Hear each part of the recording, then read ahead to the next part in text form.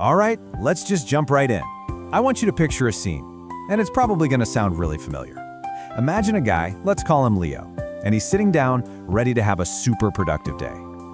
I mean, the setup is perfect, right? The desk is clean, the laptop's open and ready to go, the coffee's piping hot, everything is just screaming, let's get some deep work done. And then it happens. That little twitch, that almost automatic reach for the phone. And you tell yourself that classic little lie, don't you? Oh, I'll just check it for a second. But come on, we both know it's never just a second. Because that 1 second just explodes. One little notification turns into a quick scroll, which then triggers some random thought, and bam! Your focus is suddenly a million miles away from what you were supposed to be doing. Next thing you know, you glance at the clock, and 10 minutes are gone. Then somehow it's 20, and you're left with that awful sinking feeling in your stomach. You feel kind of drained, totally unfocused, and you've got absolutely nothing to show for it. And here's the really scary part. You don't even remember choosing to get distracted, do you? It just happened. It feels like your focus was stolen right from under your nose and you didn't even see the thief. So yeah, if that sounds familiar, you are not alone. And the good news is, it's not a personal failure. It's a system problem. It's time to unmask the real culprit behind all this. You know, when our focus breaks, what's the first thing we do? We blame ourselves. We think, ugh, I'm so lazy, or I just have no discipline. But what if I told you it's not a character flaw at all? The real issue is something much, much smaller. See, your focus isn't getting blown up by some giant, obvious distraction. No, it's more like a slow leak. It's being drained drip by this one tiny habit you do every single day, probably without even thinking about it. So let's put a name to this focus thief. It's called context switching. This is that crazy, frantic dance we all do. You jump from your work to an email to your phone to a message back to your work, then, oh, let me open this tab real quick. You think you're multitasking, but what you're really doing is shattering your attention into 1,000 tiny, useless pieces. Okay, this is where it gets kind of terrifying, to be honest. We've talked about what's happening. Now let's talk about the cost. Because this isn't about how you feel. This is about the cold, hard, shocking math of distraction. So get this, research from the University of California, Irvine found that after just one little interruption, it takes an average of 23 minutes to get your full concentration back. 23 minutes, not 1 minute, not 5, a full 23 minutes. Okay, so let's do some quick, scary math. Let's say you do that just for a second phone check 4 times in an hour. You're not losing 4 minutes, you're losing 92 minutes of productive, deep focus time. You've lost more time than the actual hour you were working in. It's insane.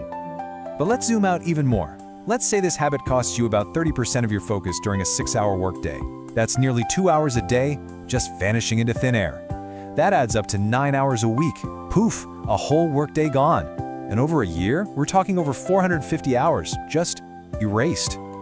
And to put that into perspective for you, that's the equivalent of 11 full work weeks. 11! It's like taking a 3-month vacation you didn't even get to enjoy. All of that productive time, just gone, all because of this one little invisible habit. So the big question is, if this is so bad for us, why is it so ridiculously hard to stop? Why do we keep doing it? Well, it turns out your own brain is actually fighting against you on this. Here's how it works.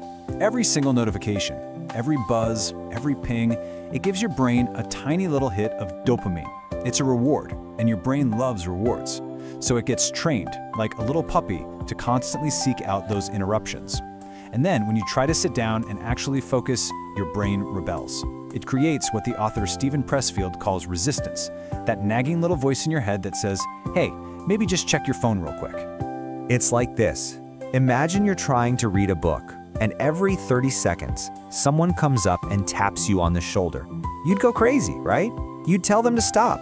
But that's exactly what our phones are doing. And because the tap is digital, we don't get mad at the phone, we get mad at ourselves.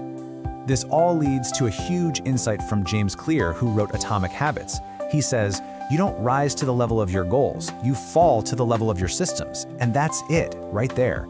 You can't just willpower your way through this. If your system, your environment, is built for distraction, you will be distracted, period.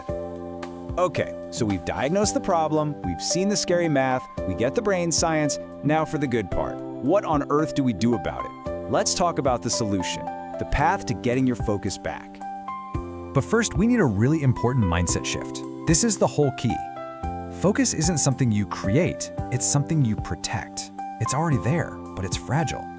The most focused people on Earth don't have more willpower. They are just absolutely ruthless bodyguards for their attention. So how do you become a bodyguard for your focus? Here's a 5-step system. Number 1, schedule your distractions. Don't let them happen randomly. 2, single task like your life depends on it. 1 task, 1 tab. That's it. 3, remove the triggers. Get that phone out of sight. Put it in another room. 4, use focus blocks. Set a timer for, say, 45 minutes and just go. And number 5, this one is so important. Expect it to feel uncomfortable at first. That little itch to switch tasks, that's a good sign. It means you're winning. So just to really hammer this home, for single tasking, the rule is simple. 1 task, 1 tab, 1 goal. For removing triggers, remember, out of sight is way more powerful than self-control. And for that discomfort, when you feel that urge to context switch, I want you to smile, because that feeling is the sound of the old bad habit starting to die. And let me tell you, the payoff for fixing this one tiny habit is massive. It's not just about productivity. Yeah, you'll get more done, but your discipline and everything else will get stronger. Your confidence will skyrocket because you'll feel in control again, and you'll finally start making real, solid progress on your biggest goals. So here's the bottom line. There is a war for your attention happening every single day. And the biggest enemy isn't some huge monster, it's a quiet, invisible little habit. In today's world, your focus is the most valuable thing you own. It's time to start acting like it, protect it,